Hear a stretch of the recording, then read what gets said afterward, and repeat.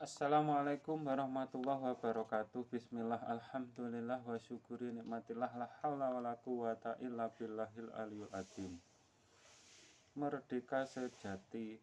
Kata sejatinya merdeka. Apakah kita orang Nusantara sudah merdeka yang sesungguhnya?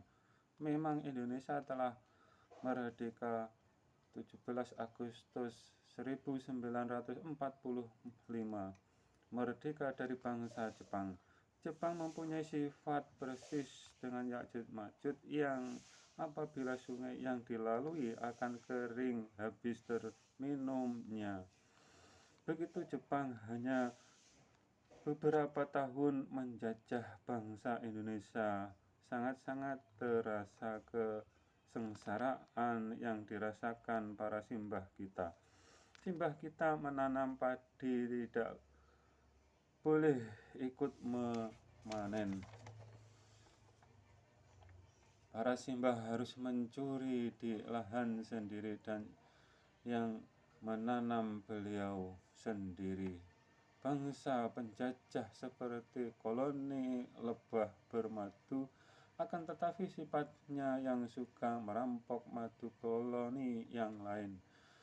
Yang demikian itu ke semua negara yang mempunyai sifat penjajah, kesengsaraan rakyat Indonesia yang sangat memuncak pada akhirnya terlaksana proklamasi 17 Agustus 1945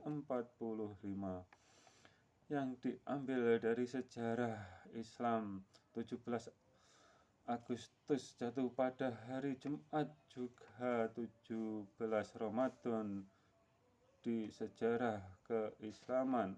Di zaman sahabat Sayyidina Ali tertusuk pedang oleh qari'ah terbaik saat itu, yang menjadi contoh dengan apa yang disabdakan baginda Nabi Muhammad SAW. Di akhir zaman akan terdapat orang yang baca ayat Al-Quran akan tetapi tidak sampai ke kerongkongannya, dan Sayyidina Husain dibunuh dengan cara sadis dan tragis pada 10 Muharram, dan proklamasi dilakukan diawali jam 10 pagi biar kalian melek. Dengan kejadian-kejadian itu, bulan 8 itu menjadi kewajibanmu yang mempunyai harta yang lebih, atau berzakat ke mereka 8 golongan, dan 1945 itu ada pada dirimu. Manusia yang mempunyai budi, karena agama di Nusantara ini agama berbudi, agama yang rahmatan lil alamin, tidak mungkin akan tercipta kalau yang membawa tidak ada budi yang luhur. Seperti yang datang dari sana saat ini, bisanya hanya berkata yang keluar dari mulutnya bid'ah, sesat dan kafir. Andai orang-orang Nusantara belum masuk Islam dan menjadi mayoritas, mulut-mulut mereka akan dijahit oleh para orang Nusantara.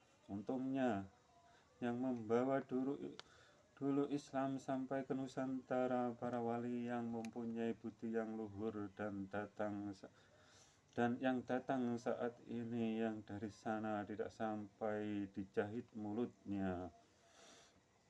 Akan tetapi mereka memang tidak tahu malu, apalagi rasa terima kasih. Ustadz mereka berani mengusik para pahlawan yang telah berjuang untuk negara, nyawanya sebagai taruhannya, yang seharusnya mendoakan semoga pengabdian dan perjuangannya menjadi amal ibadahnya, dan rasa terima kasih kita tunjukkan kepadanya, kepada para pejuang. Paling tidak berdoa untuknya.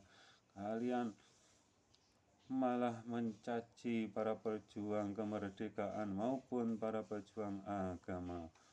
Apakah kalian mewarisi sifat-sifat orang-orang Arab yang bejat seperti yang membunuh Sayyidina Ali dan Sayyidina Husain? Kalau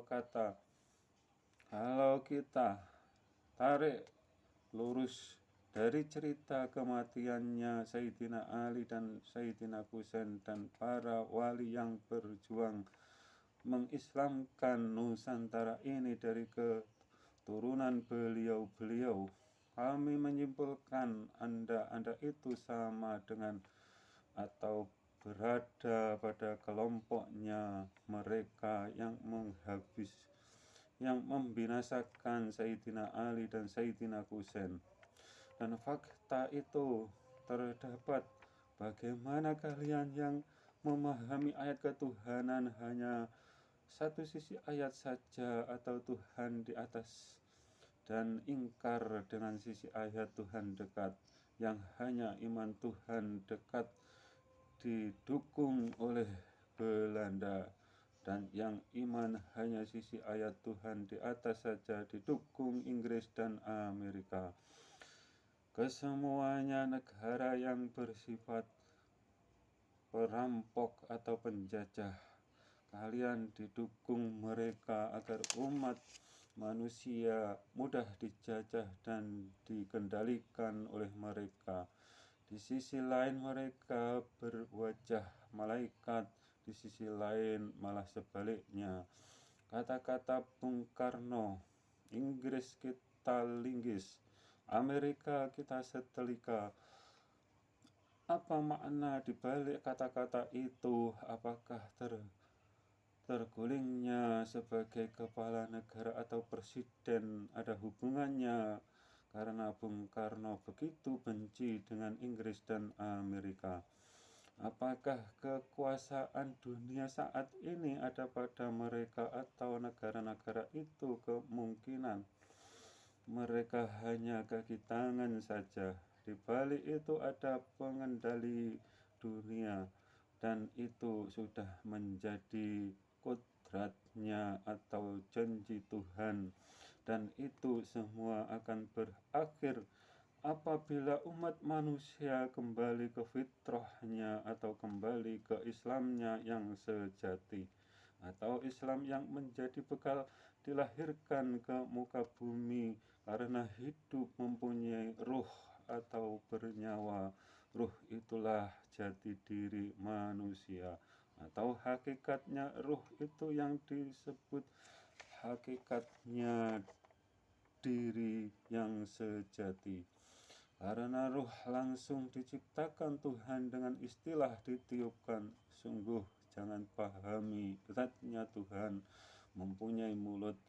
Yang bermulut itu pasti zatnya makhluk. Orang-orang yang kelompoknya didukung atau dibesarkan oleh negara yang bersifat penjajah hanya dimanfaatkan agar umat manusia berpecah belah dan tauhidnya hanya bermata sebelah.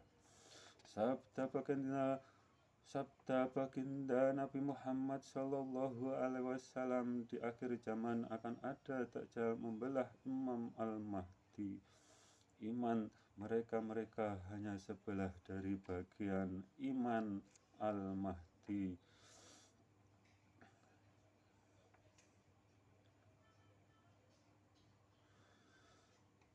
Hanya iman satu sisi ayat dan sisi ayat yang lain mereka ingkarinya, dan diceritakan semua senjata akan meleleh, yang berarti dunia akan damai kalau di umat manusia. Kalau umat manusia semua mau kembali ke Islamnya yang sejati atau Islam yang jadi bekal dilahirkan. Semua nabi beragama Islam, satu tauhid, satu Tuhan, satu tujuan untuk memberikan pencerahan agar umatnya selamat dunia akhirat, atau semua nabi hanya agar umat mendapatkan ridhonya Tuhan dunia akhirat. Mungkin memang Yahudi berkeinginan menguasai menguasai dunia seperti Raja Sulaiman atau Nabi Sulaiman. Kuasa beliau meliputi bangsa jin dan binatang. Jangan kalian kira kuasanya zatnya Tuhan seperti itu atau Nabi Sulaiman. Orang-orang Nusantara akan dipandang oleh dunia asal mau kembali ke Islamnya yang sejatinya, atau Islam yang tahu dirinya yang sesungguhnya, tahu diri dan tahu penempatan keilmuan Islam dan imannya. Saat ini banyak yang terbalik atau dicampur adukkan, yang seharusnya ditempatkan di jasmani ditempatkan di rohani atau sebaliknya, dan menjadikan konslet pemahamannya. Merah itu Islam kalian yang dilakukan di jasmanimu. Putih itu imanmu, letakkan di jiwamu. Hijau itu ruhmu atau Islam sejati. Ruhmu ada janji dengan Tuhanmu, yang berjanji dengan yang dijanjikan. Jangan pahami jadi satu.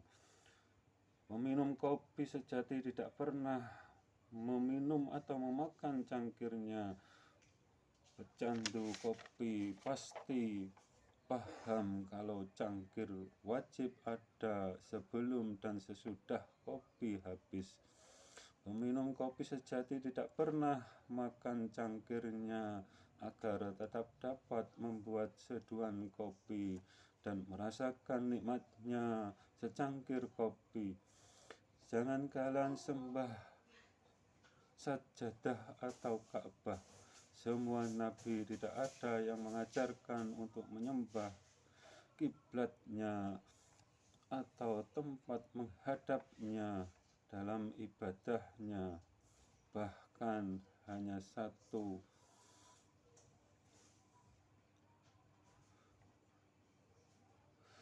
Ka'bah hanya satu agar umat Islam dapat tetap bersatu.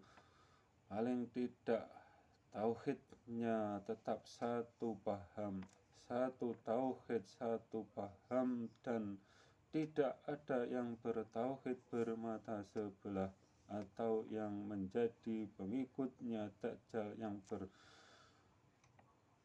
Dajjal yang membelah, atau iman hanya satu sisi ayat dan ingkar dengan sisi ayat yang lain. Dan jangan biarkan itu terjadi pada anak cucu kita nantinya. Biarkan aja saat ini, dan semoga lenyap dari Nusantara tercinta dan NKRI harga mati. Bila salah iman, amal ibadah akan terbalas. Wassalam.